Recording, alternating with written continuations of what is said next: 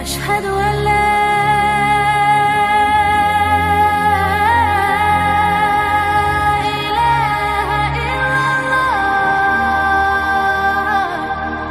Karena kita tahu bahwa di antara makhluk Allah Subhanahu wa taala dari kalangan manusia ataupun jin yang dikekalkan oleh Allah Subhanahu wa taala atau usianya dipanjangkan oleh Allah Subhanahu wa taala hanyalah iblis. Tapi bukan berarti iblis tidak akan mengalami kematian. Dia juga makhluk daripada makhluk-makhluk Allah, akan disentuh dengan kematian. Tapi kapan kematiannya dan di mana dimatikannya dan bagaimana cara mencabut nyawanya, inilah yang kita akan bahas beberapa waktu ke depan. Ma'asyiral muslimin rahimakumullah, disebutkan di dalam surah Shad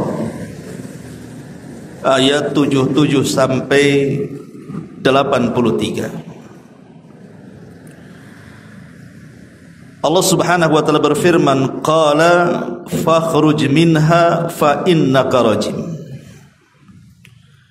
wa inna 'alaika la'nati ila yaumiddin. Qala rabbi fa'anzirni ila yaumi yub'atsun. Qala fa innaka minal munzirin ila yaumin waqtil ma'lum. Qala fa bi'izzatika la ughwiyannahum ajma'in illa ibadaka minhumul mukhlasin. Allah Subhanahu wa taala berfirman, maka keluarlah engkau wahai iblis dari sorga ini. Sungguh engkau adalah makhluk yang terkutuk. Sesungguhnya kutukanku tetap atasmu sampai hari pembalasan. Maka iblis pun berkata di hadapan Allah, ya Rabb, berilah atas diriku tangguhan usia sampai hari mereka dibangkitkan. Maka Allah Subhanahu wa taala berfirman, sesungguhnya engkau termasuk yang diberi tangguhan sampai kepada hari yang telah ditentukan waktunya. Iblis menjawab, demi kekuasaan engkau ya Rabb, aku akan menyesatkan mereka semuanya kecuali hamba-hambamu yang mukhlis di antara mereka. Di dalam ayat ini Allah Subhanahu wa taala menggambarkan kepada kita ketika Allah Subhanahu wa taala merintahkan para malaikat, termasuk juga iblis di dalamnya, untuk sujud kepada Adam alaihi salam sebagai sujud penghormatan. Tapi kemudian iblis pun menolak karena dengki, hasad dan kesombongannya. Merasa dia lebih hebat dibandingkan Adam alaihi salam. Lah karena iblis ini menolak perintah Allah Subhanahu wa taala, maka Allah murka. Kemudian Allah firmankan di sini, fakhruj minha fa innaka rajim. Kalau begitu keluarlah engkau dari sorga, engkau makhluk yang terkutuk, kata Allah. Bahkan Allah Subhanahu wa taala saking murkanya mengatakan, wa inna 'alaika la'nati ila yaumiddin. Dan ingat, kata Allah, kutukanku akan senantiasa ada padamu sampai hari pembalasan. Disinilah kemudian iblis meminta kepada Allah Subhanahu wa taala untuk ditangguhkan usianya, dan dia mengatakan, qala rabbi fa'anzirni ila yaumi yub'atsun. Ya Rabb, kalau begitu tangguhkanlah usiaku sampai hari mereka dibangkitkan. Jadi iblis itu sebenarnya meminta kepada Allah Subhanahu wa taala untuk tidak mati selamanya. Sebab kalau seandainya iblis kemudian dihidupkan sampai manusia dibangkitkan, artinya iblis tidak pernah mati. Karena kita tahu bahwa tiupan sangkakala itu kan menurut pendapat yang kuat 2 kali. Di mana tiupan yang pertama itulah yang disebut dengan nafkhatul faza' wal maut, tiupan kejutan dan kematian. Baru setelah itu Allah Subhanahu wa taala perintahkan kepada Israfil untuk meniup tiupan yang kedua. Itulah tiupan kebangkitan. Maunya iblis itu ditangguhkan usianya sampai dibangkitkan manusia. Kalau begitu iblis tidak pernah mati. Karena ketika tiupan yang pertama semua manusia mati, dia tak mau mati. Dia maunya setelah tiupan yang kedua, artinya sudah pindah alam. Bukan alam dunia lagi, tapi alam akhirat, kan begitu. Intinya dia tak mau mati sebenarnya. Tapi Allah Subhanahu wa taala kemudian mengatakan, qala fa innaka minal munzarin. Baik, kata Allah, aku akan berikan tangguhan usia kepadamu, tetapi kata Allah, ila yaumil waqtil ma'lum, sampai hari yang Allah tentukan. Di sini menjadi khilaf para ulama. Apa yang dimaksud ila yaumil waqtil ma'lum? Ketika Allah Subhanahu wa taala mengatakan, sungguh kamu termasuk orang-orang yang diberikan tangguhan sampai waktu yang ditentukan. Para ulama tafsir berbeda pendapat tentang waqtil ma'lum, waktu yang ditentukan oleh Allah untuk kematian iblis ini. Ada beberapa penafsiran, di antaranya perkataan Abdullah ibn Abbas radhiyallahu anhuma. Dia mengatakan yang dimaksud adalah arada bihi an-nafkhatul ula. Maksudnya iblis itu akan mati pada tiupan sangkakala yang pertama. Sebagaimana pada tiupan ini manusia akan dibinasakan oleh Allah. Semua binatang-binatang juga akan dimatikan oleh Allah, termasuk para malaikat. Maka iblis juga masuk di dalamnya. Kata Abdullah ibn Abbas radhiyallahu anhuma, ai hina tamutul khalaik, ketika semua makhluk dibinasakan oleh Allah Subhanahu wa taala ataupun dimatikan Allah Subhanahu wa taala, maka disitulah iblis pun ikut mati. Ini pendapat Abdullah ibn Abbas radhiyallahu anhuma, bahwa dia berpendapat bahwa kematian iblis itu pada tiupan sangkakala yang pertama. Tapi sebagian para ulama yang lain, mereka mengatakan bahwa yang dimaksud ila yaumil waqtil ma'lum, maksudnya tidak ada yang tahu kematiannya kapan kecuali Allah Subhanahu wa taala. Tapi yang jelas bahwa iblis itu pasti akan mati.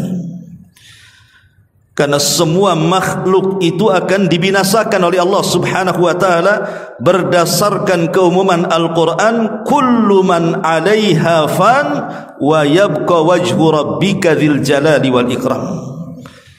Kullu man 'alaiha fan. Setiap makhluk akan dibinasakan oleh Allah Subhanahu wa taala, kecuali wajah Allah Subhanahu wa taala dzil jalali wal ikram. Dari sini kita tahu bahwa yang jelas dia akan mati, tapi kapan kematiannya tidak ada yang tahu kecuali Allah Subhanahu wa taala. Ini juga satu pendapat yang disebutkan oleh para ulama.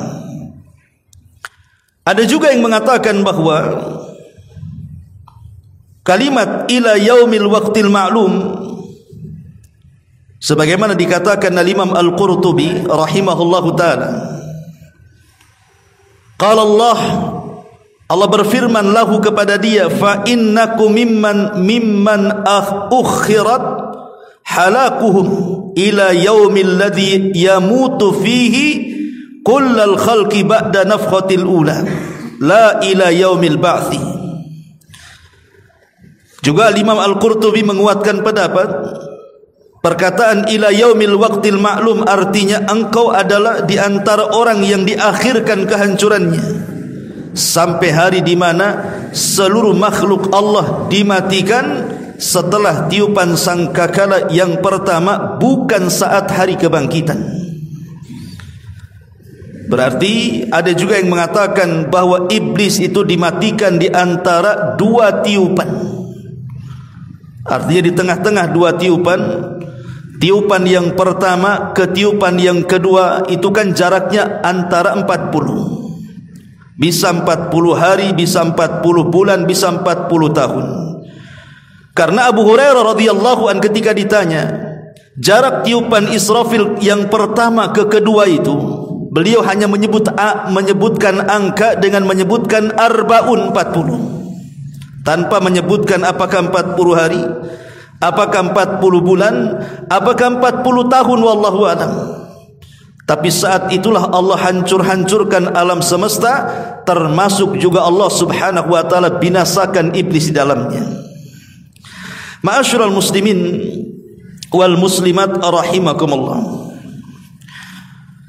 Kita tahu bahwa setelah kemudian iblis meminta kepada Allah subhanahu wa ta'ala tangguhan usianya, disinilah iblis meminta kepada Allah subhanahu wa ta'ala izin untuk menyesatkan anak Adam, karena dia tidak mau masuk neraka sendirian.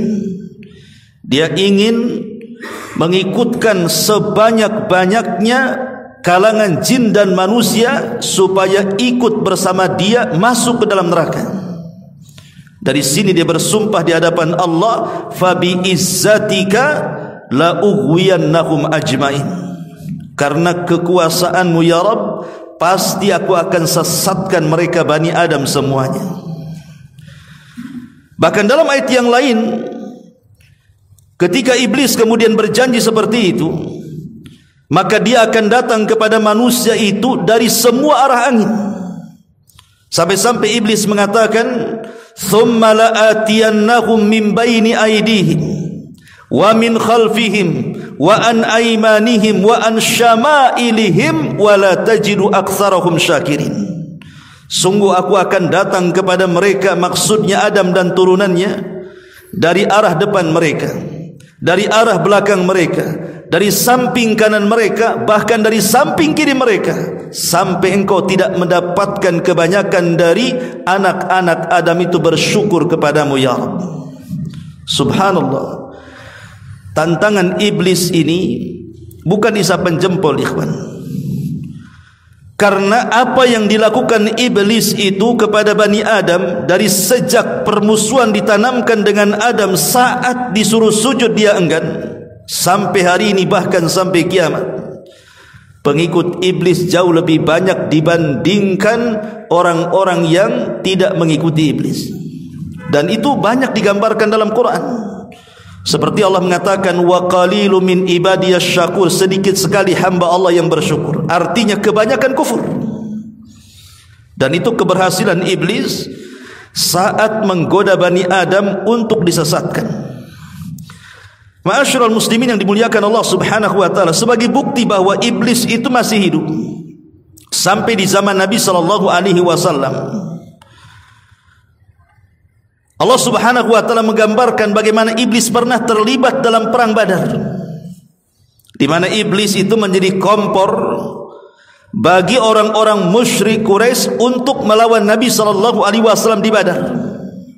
Dan itu digambarkan dalam surah Al-Anfal ayat 48. Allah subhanahu wa ta'ala berfirman, wa id zayyana lahumus syaitanu a'malahum wa qala la ghaliba lakumul yawma minan nas wa inni jarul lakum falamma tara'atil fi'atani naqasa ala akibaihi wa qala inni bari'um minkum inni ara ma la tarawna inni akhafu Allah wallahu syadidul iqab.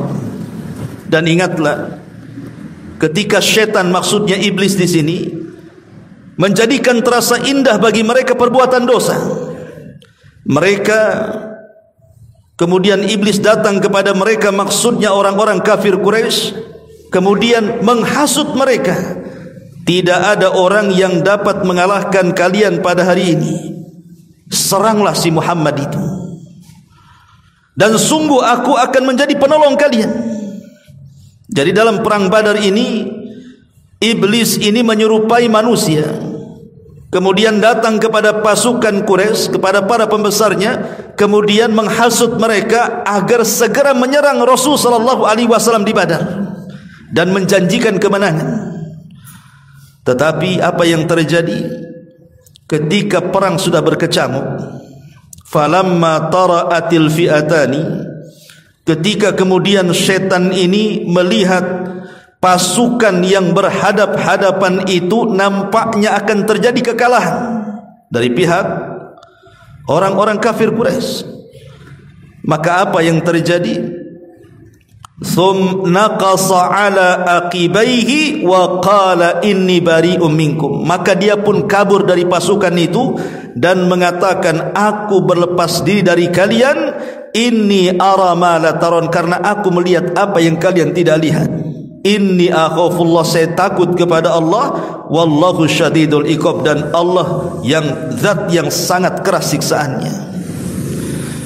Dari sini iblis tahu bahwa dia terlibat dalam perang Uhud, sampai Allah gambarkan dalam surah Al-Anfal ayat 48 ini.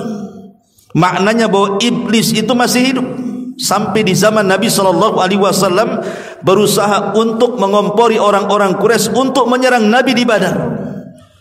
Walaupun pada akhirnya Allah menangkan dalam peperangan ini dan iblis pun kabur, kemudian meninggalkan orang-orang kafir Quraisy. Bahkan juga dijelaskan, bukan hanya di perang Badar, iblis juga terlibat dalam perang Uhud. Kita tahu bahwa perang Uhud ini berbeda dengan perang Badar, karena perang Badar itu kan kita kaum muslimin mengalami kemenangan, tapi dalam perang Uhud ini terbalik, kaum muslimin mengalami kekalahan. Dan begitulah sifat daripada kehidupan. Wa tilkal ayyam nudawiluha bainan nas, yang namanya hari itu diputar-putar oleh Allah Subhanahu wa taala, terkadang menang, terkadang kalah. Dan itu sebagai ujian bagi kita kaum muslimin. Disebutkan dalam sebuah hadis dari Ummuna Aisyah radhiyallahu anha, dia mengatakan, lamma kana yauma Uhudin, ketika terjadi perang Uhud, huzimal musyrikuna, maka orang-orang musyrik pun mereka kemudian menyerang kaum muslimin. Pada awal peperangan kita tahu bahwa Nabi SAW mengatakan kepada 40 atau 50 pemanah yang ada di Jabal Rumat itu, dan mengatakan, apapun yang terjadi dengan kalian jangan pernah turun. Tugas kalian hanya memanah dari ketinggian, jangan ikut campur dengan pasukan yang di bawah. Ketika para pemanah mereka melihat kemenangan pasukan yang di bawah, karena orang-orang musyrik itu mereka lari tunggang langgang yang dipimpin oleh Khalid ibn Walid, ketika itu dia masih musyrik. Orang-orang yang di atas disangkanya sudah mengalami kemenangan, padahal itu siasatnya Khalid bin Walid. Dia mundur itu bukan lari, tapi mundur itu memutar bukit dia. Ketika para pemanah ini akhirnya kemudian tergiur dengan ghanimah, harta rampasan perang yang ditinggalkan begitu saja, mereka turun. Hanya beberapa orang yang bertahan di atas bukit itu. Lah saat mereka turun itulah, maka iblis pun berteriak. Fasaha iblis, kata Aisyah radhiyallahu anha, dia mengatakan, maka iblis berteriak, ai ibadallah ukhrakum, faraja'at ulahum fajtaladat hiya wa ukhrahum, fanadhara Hudzaifatu fa idza huwa bi abihi al-Yamani. Wahai hamba-hamba Allah, saudara-saudaramu, orang pertama dari mereka berbalik, dan dia dan orang-orang yang terakhir mereka pun akhirnya saling menyerang dan sebagian mereka gugur. Maksudnya begini, jadi orang-orang yang turun dari atas bukit itu ketika mau bergabung dengan pasukan yang dibawa, maka setan kemudian iblis berteriak seolah-olah yang di belakang itu adalah orang-orang musyrik yang hendak menyerang dari belakang mereka. Lah orang-orang yang dibawa disangkanya itu bukan sahabat, mereka adalah orang-orang musyrik. Akhirnya orang yang di bawah berbalik kemudian menyerang orang-orang yang baru turun dari gunung itu. Akhirnya terjadi peperangan di situ. Padahal sama-sama orang Islam kan. Lihat bagaimana iblis mengacaukan perang Uhud itu. Sampai-sampai ada beberapa sahabat yang gugur di situ. Sampai dijelaskan Hudzaifah ibn al-Yaman yang ada di situ, dia melihat ayahnya Al-Yamani dan dia mengatakan, "Ai ibadallah, abi, wahai hamba-hamba Allah, itu ayahku Yaman, jangan kalian bunuh." Tapi namanya perang, kalau sudah berkecambuk itu sudah tidak dengar lagi teriakan kan. Akhirnya dibunuh juga tuh ayah daripada Hudzaifah itu namanya Al-Yamani. Jadi mereka saling menyerang gara-gara kompor daripada iblis tuh. Akhirnya Hudzaifah pun mengatakan, faqala Hudzaifah ghafarallahu lakum, semoga Allah mengampuni kalian, kenapa kalian bunuh ayahku, katanya. Qala Urwah, maka Urwah berkata, fama zalat fi Hudzaifah minhu baqiyatu khairin hatta lahiqa billah. Urwah berkata masih ada sisa-sisa kebaikan dalam diri Hudzaifah hingga dia meninggal dunia. Lihat bagaimana kekalahan daripada perang Uhud itu akibat adu domba yang dilakukan siapa? Iblis. Ya.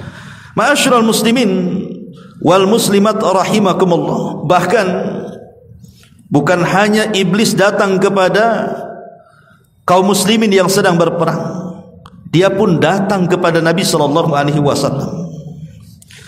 Dijelaskan dalam sebuah hadis yang sahih dari Abi Darda radhiyallahu anhu. Qama Rasulullah sallallahu alaihi wasallam fasami'nahu yaqul a'udzu billahi minka thumma qala al'anuka bi la'natillahi thalathan. Jadi Rasul sedang salat. Tiba-tiba kemudian iblis datang mengganggu Nabi. Tiba-tiba kemudian di tengah-tengah solat Rasul mengatakan, aku berlindung dari Allah, aku berlindung kepada Allah dari kamu. Dan Rasul mengatakan, aku laknat dirimu sebagaimana laknat Allah kepada dirimu. Rasul menyebutkan 3 kali. Maka selesai solat, sahabat heran, kenapa di tengah-tengah solat Rasul berteriak seperti itu, sambil kemudian menjulurkan tangannya ke depan dan berlindung kepada Allah sambil melaknat. Jadi Rasulullah SAW sedang salat begini, tiba-tiba dia begini dan mengatakan, a'udzu billahi min, aku berlindung kepada Allah dari kamu, aku laknat engkau sebagaimana Allah melaknat engkau. 3 kali Rasul mengatakan seperti itu. Jadi selesai salat, sahabat heran, kenapa Rasul mengucapkan kalimat itu di tengah-tengah salat? Ya.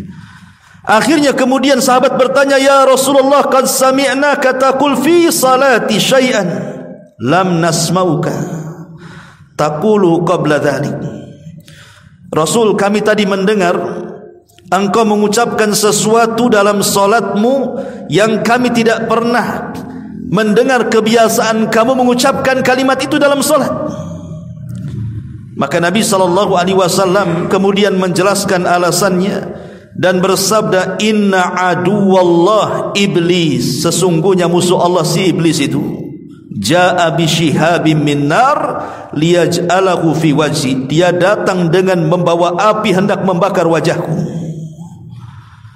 Fakultu, maka aku katakan, kata Rasul, a'udzu billahi minka 3 marrat, aku mengatakan aku berlindung kepada Allah darimu sebanyak 3 kali. Kemudian aku pun mengatakan, al-anuka bila'natillahi tammah, aku berlindung, aku melaknat dirimu sebagaimana Allah telah melaknat kepadamu sebanyak 3 kali.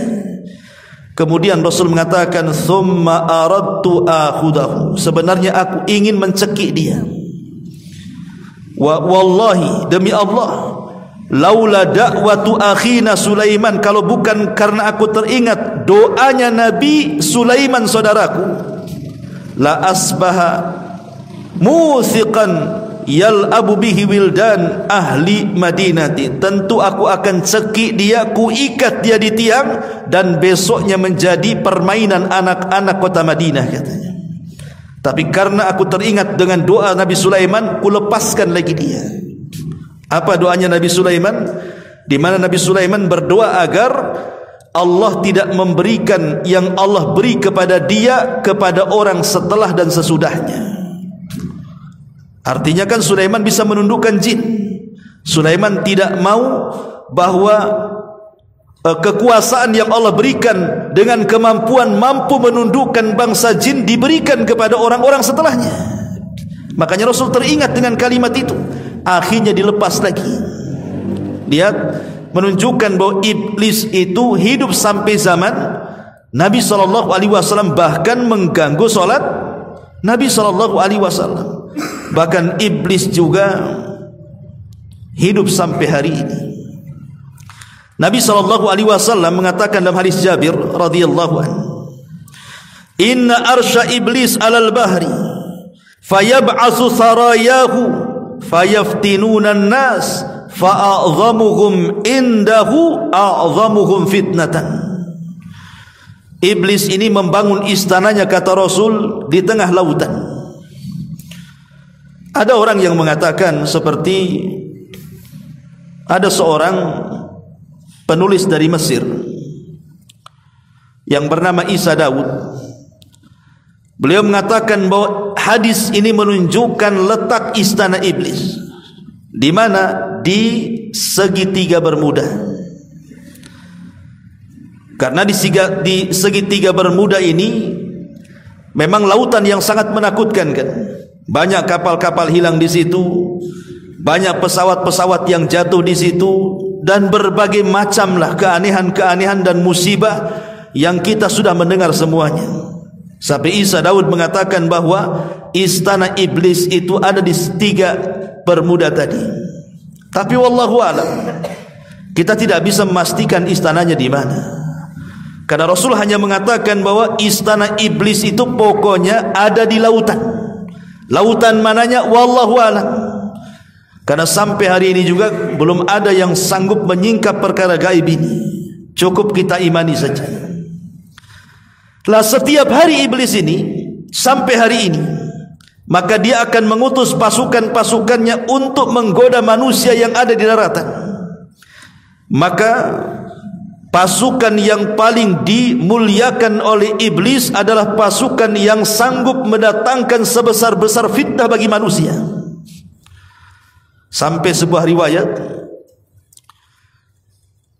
iblis ini mengutus pasukan. Mungkin di antara pasukan ini ada yang menggoda orang yang akhirnya tadinya sholat jadi tidak sholat, yang tadinya suka puasa jadi tidak puasa, yang tadinya suka membaca Quran akhirnya tidak suka membaca Quran, yang tadinya bersedekah akhirnya tidak suka bersedekah. Tapi iblis menganggap bahwa pasukan yang sanggup menggoda manusia-manusia seperti itu belum ada apa-apanya. Karena itu perkara yang remeh-temeh bagi mereka. Tetapi ketika iblis kemudian melihat ada satu pasukannya yang berhasil mencerai-beraikan rumah tangga manusia, akhirnya sampai bercerai antara suami istri, maka pasukan ini paling dihormati oleh iblis. Sampai iblis meletakkan piala di atas kepalanya dan mengatakan, anta, engkau pasukan terbaik, engkau pasukan terbaik. Lihat bagaimana iblis ini akan memberikan penghargaan kepada pasukannya kalau dia mampu mencerai-beraikan rumah tangga manusia. Karena itu sebesar-besarnya fitnah. Ingat ikhwatu fiddin, iblis itu kalau mengutus seseorang itu kan sesuai dengan kadar iman kita. Kalau kadar iman kita ini rendah, ya tidak mungkin juga iblis mengutus setan yang kuat, kan begitu. Ya paling diutus setan ecek-ecek kan gitu ya. Ini imannya lemah, ini disenggol aja miring katanya kan. Yang remeh-remeh saja lah kan begitu. Tapi kalau ini imannya kuat, ini sudah ngaji, sudah hijrah, ini tidak bisa main kirim seperti itu. Kalau bisa memang pasukan yang dikirim itu yang sudah ada penataran, kan begitu, yang sudah diuji betul-betul, baru kemudian dikirim kepada orang-orang yang kuat imannya tuh. Begitulah bagaimana iblis kemudian berusaha menggoda anak Adam sebanyak-banyaknya supaya menjadi pengikut dia sampai masuk ke dalam neraka.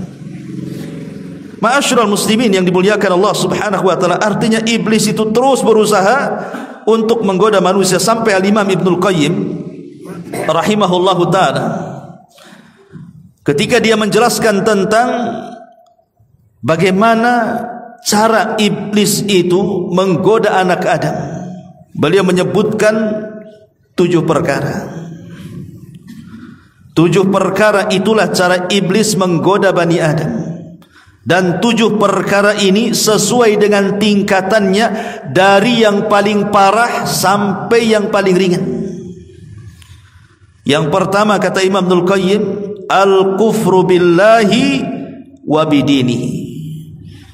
Maka tugas yang pertama, iblis mengerahkan pasukannya bagaimana caranya anak-anak Adam itu dibuat kufur kepada Allah, dibuat kufur dengan agamanya, dibuat murtad dari keyakinannya. Ini tugas yang pertama yang paling berat dari iblis kepada anak buahnya, buat dia kufur, buat dia murtad. Makanya kenapa kemudian dalam Islam itu yang paling penting adalah menjaga akidah, ikhwan. Jaga akidah, apalagi di zaman sekarang ini akidah sudah mulai terkikis dengan berbagai macam kesyirikan, dengan berbagai macam kekufuran yang dihadapkan di tengah-tengah kita. Mungkin kita ini yang masih insyaallah hijrah ngaji sunnah masih bisalah memilah dan memilih, tapi generasi kita apakah seperti kita? Wallahu a'lam. Makanya kenapa kemudian meneguhkan akidah di zaman sekarang ini penting.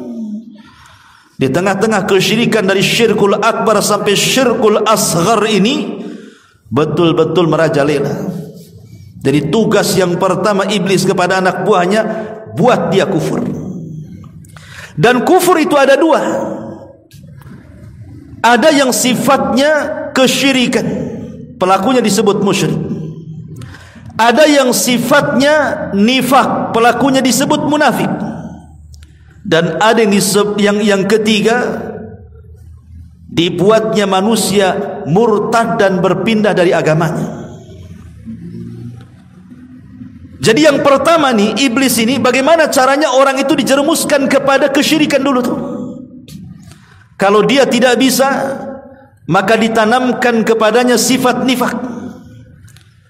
Kalau tidak bisa, maka ditanamkan bagaimana supaya dia keluar dari agamanya. Dan 3-tiganya adalah kekufuran, baik kesyirikan atau kemunafikan atau kemurtadan. Kemudian yang kedua, ada yang disebut kufur nikmat. Ya, kufur nikmat itu di bawah daripada kufur yang pertama, tapi kufur nikmat juga dia tangga menjadi kufur yang akan mengeluarkan kita dari Islam. Dan kufur nikmat juga ada 2. Disebutkan oleh para ulama, yang pertama sitru ni'amillahi azza wa jalla, menutup-nutup bahwa nikmat ini datang dari Allah. Seperti perkataan Qarun yang mengatakan kekayaan ini datang dari aku. Itu menutup-nutup nikmat Allah. Dia tidak yakin bahwa nikmat ini datang dari Allah, seolah-olah datang dari dia. Dan itu yang banyak dibahasakan Qarun sampai hari ini. Menganggap nikmat itu bahwa dia yang mengusahakannya. Ya wajar saya kaya, saya kan pintar cari uang. Wajar saya kaya, saya kan doktor, profesor, menteri, pilot, dokter spesialis atau apa namanya. Dia berusaha menutup-nutupi nikmat, seolah-olah dia yang mendatangkan nikmat, bukan Allah yang mendatangkan nikmat. Ini yang pertama. Yang kedua, wa ya'mal bi mukhalafatil mun'im, dan dia pun melakukan sesuatu dengan nikmat yang Allah anugerahkan dengan maksud menyelisihi zat yang memberikan nikmat. Artinya kalau kita diberikan nikmat oleh Allah, umpamanya pandangan, ini kan nikmat dari Allah. tapi digunakan untuk menyelisihi zat pemberi nikmat Allah Subhanahu wa taala. Akhirnya seseorang menggunakan pandangan, dia pun memandang sepandang-pandangnya. Dia diberikan telinga mendengar sedengar-dengarnya. Dia pun bicara seomon-omonnya. Ataupun perut mungkin juga seisi-isinya, asal masuk saja. Ya. Lah ini dua-duanya kufur. Lah ini setan ini yang pertama kali mengutus anak buahnya buat mereka kufur. Ini yang pertama. Kalau tidak bisa, maka yang kedua al-bid'atu. Dibuatnya mereka melakukan bid'ah. Perkara yang tidak diadakan di zaman Rasul diadakan di zaman sekarang. Kita lihat kan di masyarakat kita ini. Contoh umpamanya salawat saja. Berapa banyak salawat-salawat yang aneh-aneh itu? Ya kan? Terkadang diiringi dengan joget-joget, diiringi dengan musik-musik, diiringi dengan hura-hura. Anda ini sedang beribadah atau sedang apa kan begitu? Seperti orang-orang Syiah juga. Apabila datang bulan Muharram, mereka memukul-mukul badan. Kononnya katanya demi menebus kesalahan bapak nenek moyang mereka yang dengan sebab mereka terbunuhnya Husain, cucu daripada Nabi SAW di Karbala. Maka setiap datang Muharram, maka mereka pun kemudian berjoget-joget sambil memukul-mukul besi pada badan dan kepalanya, sampai anak bayi diketuk kepalanya biar keluar darahnya. Ini ajaran dari mana? Kalau memang merayakan kematian Husain, bukan dengan seperti itu kan begitu. Bukankah Rasul yang mengatakan laisa minna man darabal hudud wa syaqqal juyub wa da'a bid'awal jahiliyah? Bukan termasuk golongan kami, kata Rasul, kalau orang sedang berkabung dia memukul-mukul pipinya, dia merobek-robek bajunya, dia berteriak-teriak ala jahiliyah, kata Rasul. Maka ini tingkatan yang kedua. Tingkatan yang ketiga, kalau mereka tidak bisa juga digoda dari jenis yang kedua, maka kemudian akan digoda dari jenis yang ketiga. Apa itu? Dicintakan dengan al-kabair, dosa-dosa besar. Digemarkan zina, disukakan khamar, dicintakan dengan judi, disukakan dengan ghibah, dengan namimah, dengan dusta dan begitu semacamnya. Tapi kalau juga tidak bisa lewat yang ketiga, maka akan lewat yang keempat, kata Imam Ibnul Qayyim, as-saghair. Bagaimana mereka disuruh untuk melakukan dosa-dosa kecil. Kalau tidak bisa juga dosa-dosa kecil, maka beralih ke yang kelimanya, disibukkan dengan perkara mubah. Ya, main bola itu mubah saja, tidak ada masalah. Tapi dengan sibuknya dengan perkara mubah, akhirnya gara-gara main bola capek badannya. Ketika sholat mulai pegal-pegal kakinya, enggak khusyuk. Ketika main bola tak ada pegal. Ketika sholat datang pula pegalnya tuh. Nah, ini kan bahaya kan. Itu masih mendingan sholat kan, kadang-kadang bablas waktunya. Nah ini kadang-kadang kemudian perkara mubah ini bisa melalaikan. Kalau tidak bisa juga dari perkara mubah, masuk kepada perkara yang keenam, supaya mendahulukan yang tidak afdal dan meninggalkan yang afdal. Dibuatnya salat tarawih cepat-cepat katanya. Saya pernah bertanya kepada seseorang, kenapa salat tarawih kok harus ngebut-ngebut kayak gitu? Dia mengatakan yang lambat itu afdal Ustaz, yang cepat itu boleh katanya. Enak kali jawabannya. Lah kalau memang yang lambat itu afdal, yang cepat boleh, kenapa tak pilih yang afdal? Kenapa pilih yang boleh pula kan begitu? Itulah setan di situ tuh. Dia kemudian dicintakan kepada yang tidak afdal, yang afdal boleh ditinggalkan. Kalau tidak bisa juga, nah ini yang terakhir nih, setan dah putus asa ini. Disitulah dia akhirnya apa? Menyuruh seluruh wali-walinya dari kalangan jin, seluruh wali-walinya dari kalangan manusia yang sudah loyal kepada mereka, seperti para dukun, paranormal, tukang-tukang sihir, preman-preman dan begitu seterusnya untuk membuat kekacauan. Inilah tujuan iblis untuk menggoda manusia. Ma'asyiral muslimin yang dimuliakan Allah Subhanahu wa taala. Baik, kembali. Lalu kapan meninggalnya iblis dan bagaimana meninggalnya iblis dan bagaimana caranya meninggalnya iblis?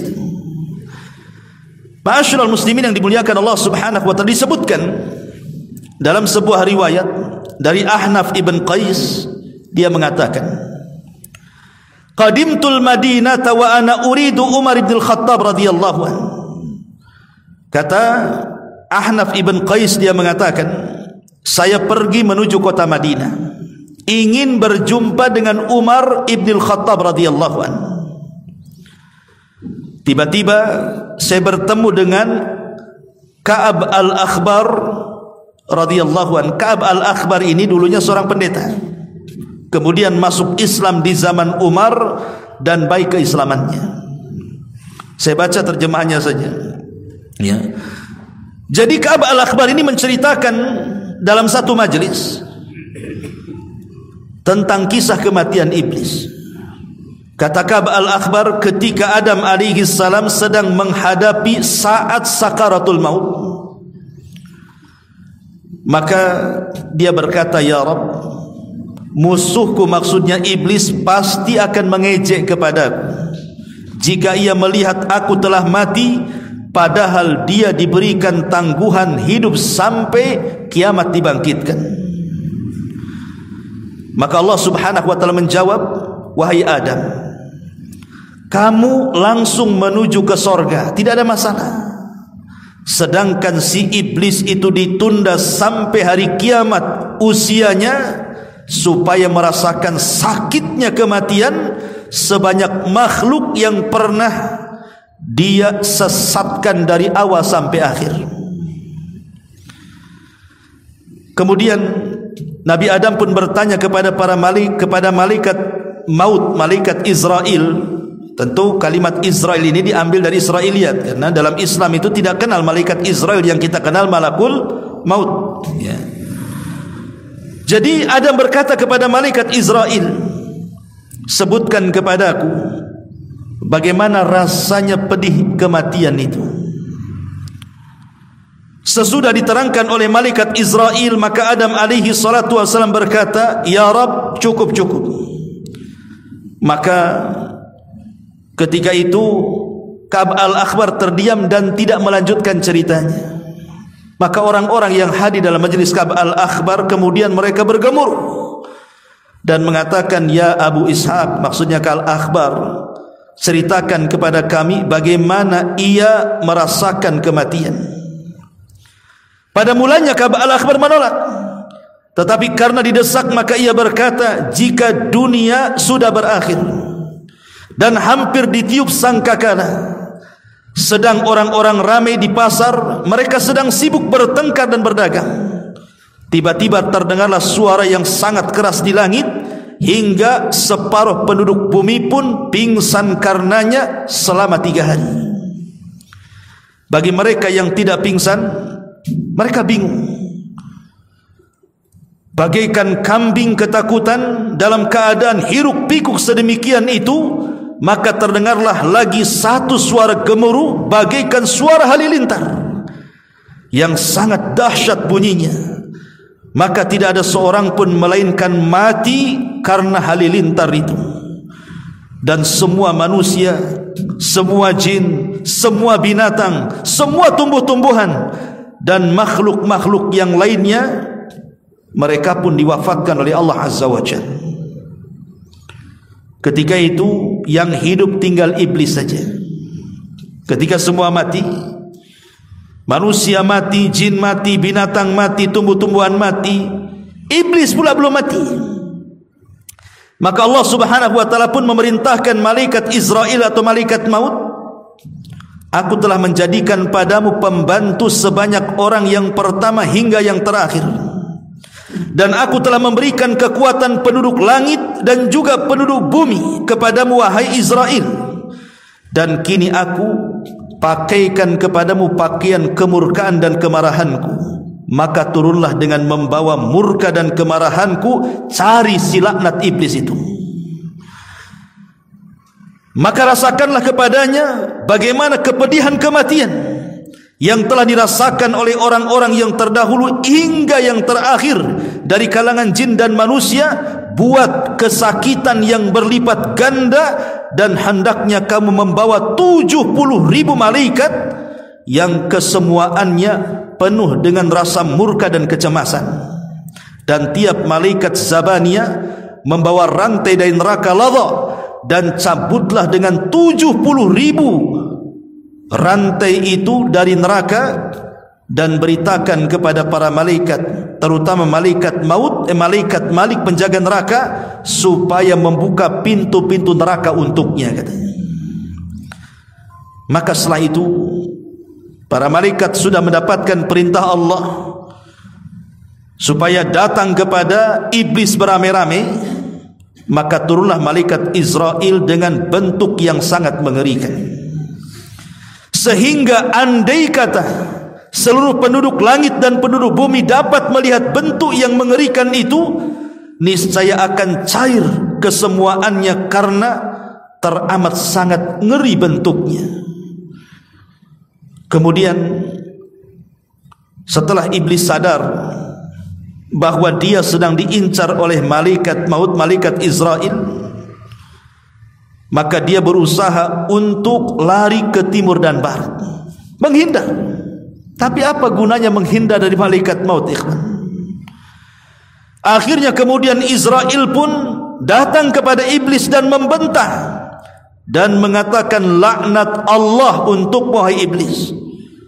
Berhentilah wahai iblis, kini aku rasakan padamu kepedihan maut sebagaimana dirasakan oleh banyaknya hitungan orang yang telah engkau sesatkan dalam beberapa abad, dan juga engkau akan merasakan sakit sebanyak orang yang telah kau sesatkan dari seluruh manusia dari awal sampai akhir.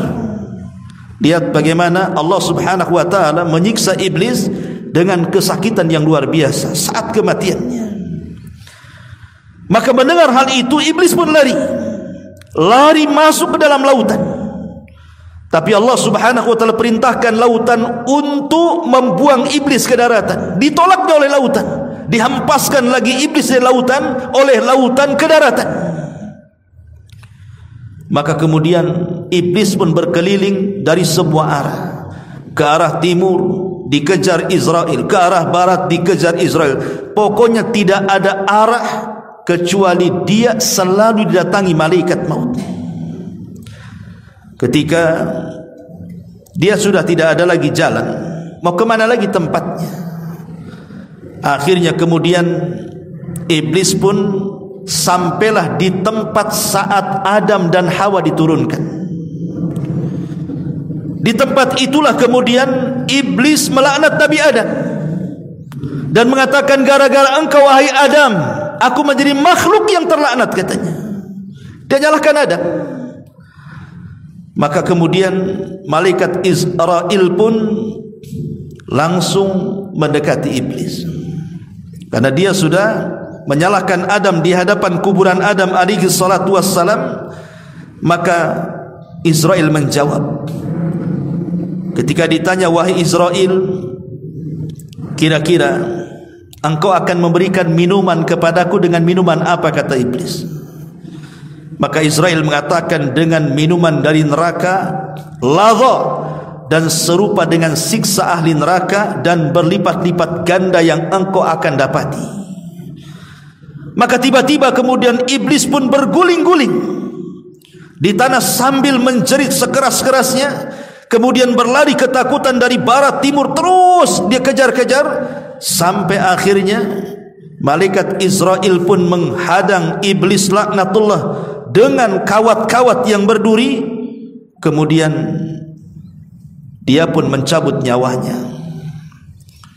Ma'asyiral muslimin yang dimuliakan Allah Azza wa Jalla, maka ketika kemudian kematian iblis ini terdengar kepada Nabi Adam alaihi salatu wassalam, maka Adam alaihi salatu wassalam mengatakan, Rabbana qad atmamta alaina ni'mah, Dia mengatakan, ya Rabb kami, sungguh engkau telah menyempurnakan nikmatmu untuk kami. Sekarang sudah tidak ada lagi karena iblis sudah mati di situ. Masalahnya ikhwatu fiddin, riwayat yang panjang ini, riwayat daripada Al-Akhbar ini, itu hanya disebutkan dalam kitab Tanbih Al-Ghafilin. Dan kitab itu banyak memuat hadis-hadis yang tidak ada sanadnya. Dan kebanyakan kisah-kisah yang seperti ini bukan datang dari Nabi SAW, tapi kisah ini datang dari kisah Israiliyat. Dan kisah Israiliyat ini, ikhwatu fiddin, muliakan Allah Azza wa Jal, Nabi mengatakan kita tidak boleh mendustakan secara mutlak, tidak boleh juga membenarkan secara mutlak. Jadi saya menceritakan ini hanya mimbabil ikhbar saja, hanya menghabarkan saja sebagai bentuk pengetahuan, tidak boleh jadikan sandaran, karena ini bukan dari hadis yang sahih, bukan hadis Nabi SAW. Ini dari kisah-kisah Israiliyat, karena yang menceritakanlah seorang yang bernama Ka'ab Al-Akhbar, dulunya seorang Nasrani, seorang pendeta Nasrani, masuk Islam di zaman Umar. Otomatis karena seorang pendeta, dia menguasai kisah-kisah Israiliyat, makanya kemudian dia mengkisahkan kisah ini. Makanya para ulama mengatakan kisah ini tidak ada sanadnya. Kalaupun ada sanadnya, maka ini dari kisah-kisah Israiliyat yang kita tidak boleh mendustakan secara mutlak, kita tidak boleh membenarkan secara mutlak. Ma'asyiral muslimin yang dimuliakan Allah Subhanahu wa taala, intinya bahwa kalaupun seandainya tidak ada kisah ini, maka kita sangat yakin bahwa iblis itu pasti akan mengalami kematian. Sebagaimana tadi sudah dijelaskan di muqaddimah bahwa ada terjadi perselisihan, ada yang mengatakan kematiannya menurut Abdullah ibn Abbas pada tiupan sangkakala yang pertama, bersamaan dengan meninggalnya seluruh makhluk-makhluk Allah dari kalangan jin, manusia, binatang dan tumbuh-tumbuhan, termasuk juga iblis mati di situ. Jadi kita harus yakin bahwa iblis pasti mati.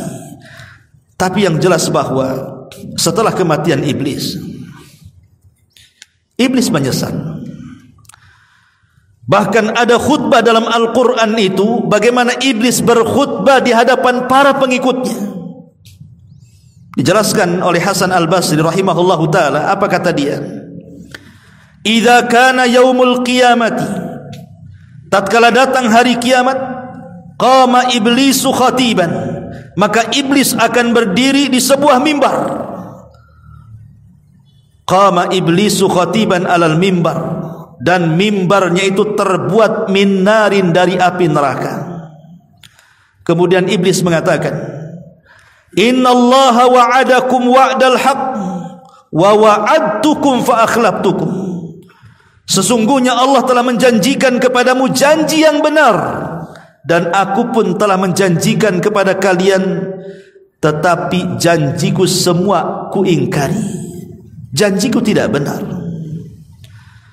Al-Hafidz Ibnu Katsir rahimahullahu ta'ala berkata, yukhbiru ta'ala amma khataba bihi iblis atba'ahu ba'dama qadallahu baina ibadahu fa adkhala al-mu'minina al-jinan wa askana al-kafirina ad-darakat faqama fihim iblis la'anahu Allahu hina idin khatiban liyazidahum hazanan ila haznihim.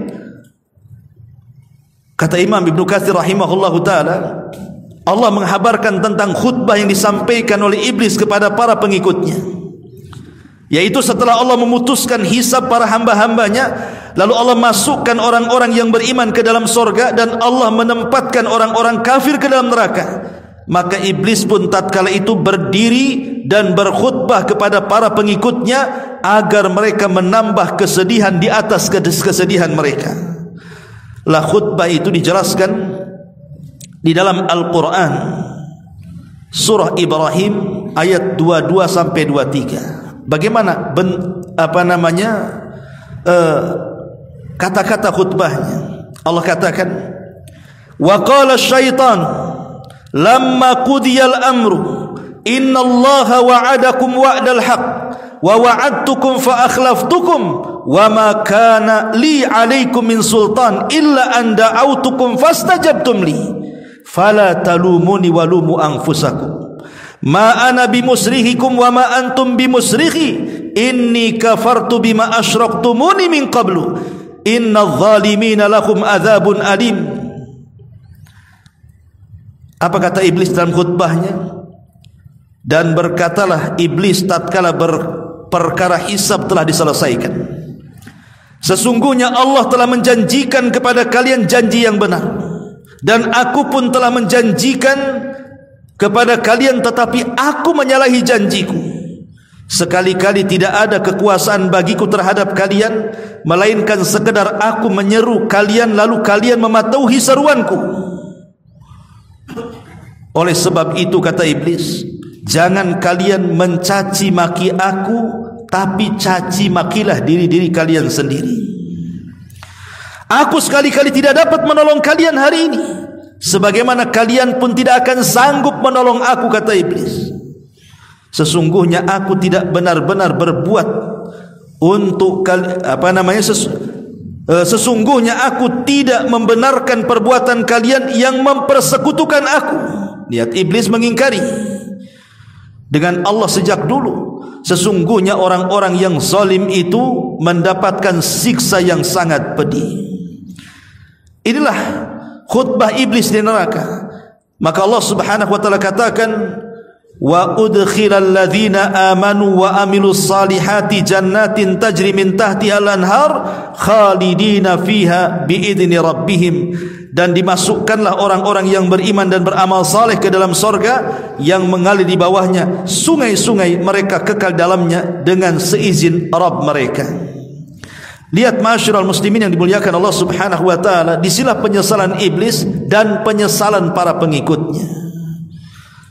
Bahwa iblis mengatakan kepada mereka, aku enggak suruh kalian berbuat syirik, kenapa kau berbuat syirik katanya. Nah, bayangkan kan iblis seperti itu.